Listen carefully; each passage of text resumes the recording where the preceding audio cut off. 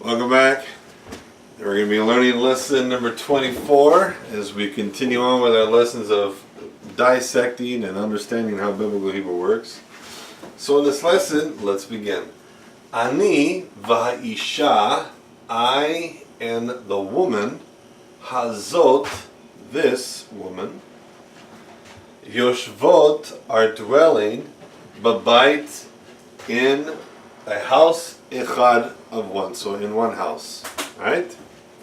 So this is going to require a few different things that we have to utilize in relationship to context, but we'll get there when we get there. So we're going to get to that point by first going through and dissecting the different parts here so that we can break apart this issue and we can counteract and find out what's going on and see why it's so important that when we're looking at these things, what is the context. And this is something you have to say, that Hebrew will always be beautiful and English will be detrimental. Alright, so let's look at this again. So ani is I am. Remember, we have to add the verb of existence because it's assumed in the language. Okay, remember that. So ani, I am. Here we have the vav conjunction. What's the conjunction? A conjunction is just a word that's used in order to bring elements of a sentence together. Alright? So we translate this as and the next thing we find is the definite article ha. So we have our definite article. So we know that now we're identifying that this noun is a specific person, place, or thing, okay? So ha'isha, the woman. So and the woman, hazot. Now this is important to understand because when we're translating, sometimes you're going to find when we're translating, you're just doing kind of like one word at a time. You'll get better to the point where you can translate a whole segment of words together because of the relationship. So this here is what we call our demonstrative pronoun, okay? Demonstrative pronoun is always going to point to who something is. This, that, those are demonstrative pronouns, okay? So why is it we have to add the hey article is because it is definite. That's the only reason why. So we're not saying the this, so don't get confused with that. It's a grammatical element that's required in Biblical Hebrew because we're saying that this is associated to the woman. And so therefore you have to say ha'isha hazot. Just like if you had hadevrim ha'ele. Hadevrim would be the things. Ha'ele is these.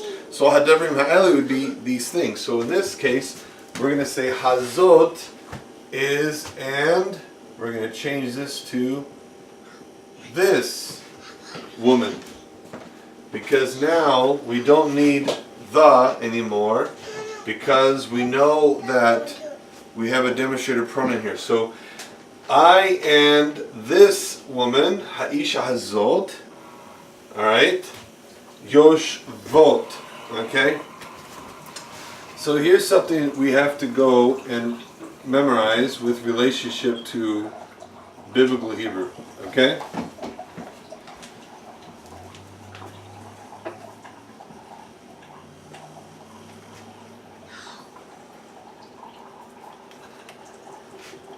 Trying to get this thing out here. Alright. So, in your participle form, you have, especially for the feminine form, you're going to know the fact that in the actual form, there's two ways of writing. One, you can put the vav here, which is what we see here with the cholam, okay? Or you can do it without the vav and just leave the cholam there. In this case, we're going to just do it with the cholam here because we know it's the O sound. And now we'll put in the root letters. Yud, Shin, Bet. Okay? Now notice here, as we'll see here, and erase this, get this a little closer so I can make this distinction here. And I'll even put this over here so we can even make that a little more distinct. So yoshvot, okay, the ot is feminine and it's plural, okay? Here we see it without a vav, just like here you can write it with a vav, okay?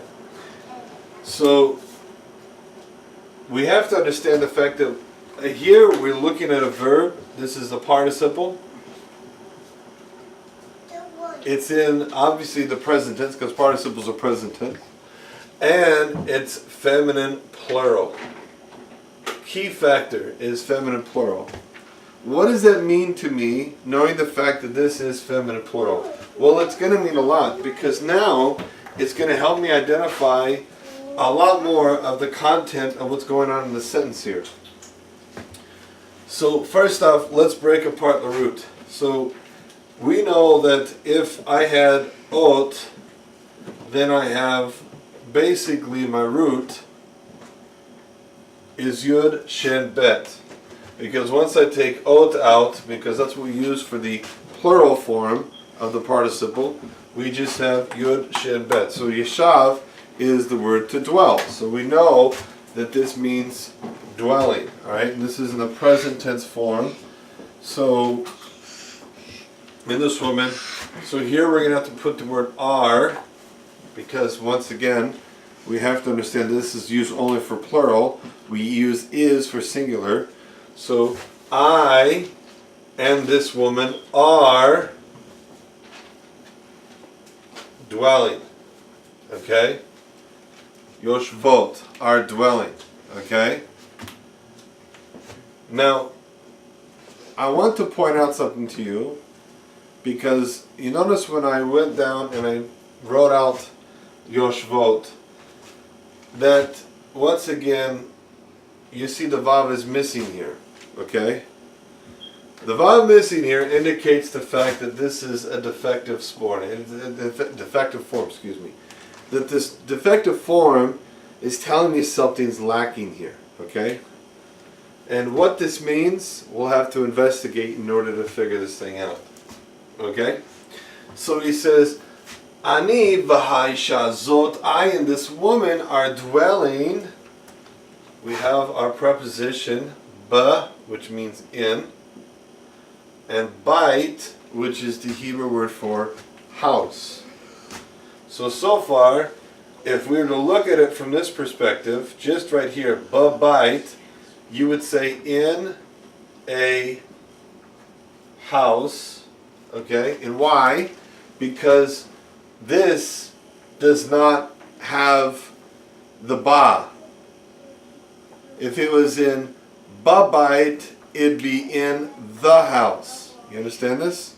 So this is babait, which means that since we have no hey article here, it would mean this is an indefinite noun. Okay? But we have a noun specifier being given because of the adjective that's given here, which is the word echad, one. Okay? So now we have to erase this and say in one house. Alright? And this is important to understand that why you would need to translate the thing in one house versus in a house. Okay, is because you understand the fact that one and house, you put them together. Okay?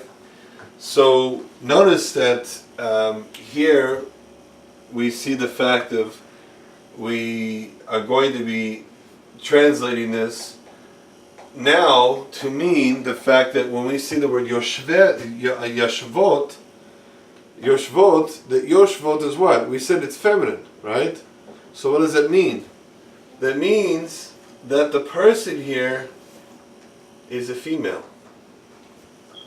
So this is something that you can do to indicate information about what's going on and gives you more of a context of what's happening rather than the fact of just, having the full sentence and all the information given, that we can identify different elements of what's going on based upon what we find grammatically taking place here. Because we know this is Yoshvot, a plural feminine form, and because we know that there's definitely one woman mentioned, we then go to ask, well, who else is mentioned here?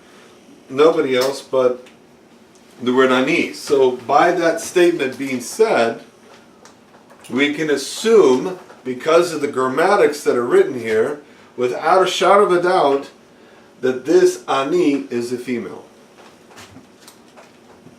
Alright? So this is something to really learn and see the fact that you can do a lot with Biblical Hebrew, and you can really see a lot of the importance of how things will be affected and how things do affect elements in a sentence. Why do I need to know the feminine forms? What's important about this? How does it affect the sentence? It affects a lot. You see the fact of what it affects greatly. It gives me a lot of information about what's going on here, and it tells me a lot about what's going on in the context, whereas, in English this wouldn't have made much sense.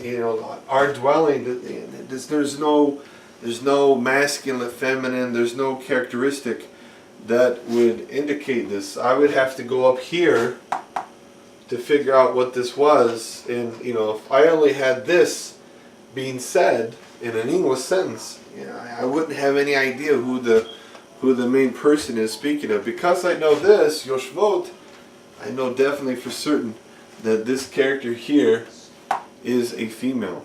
Now what if it said Yoshvim?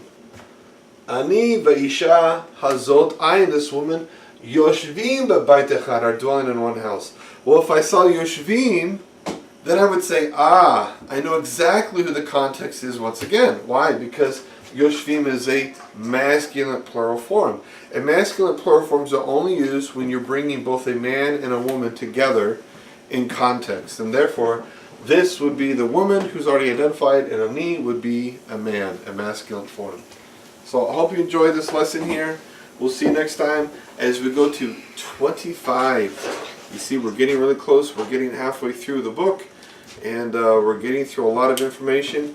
We'll see you next time.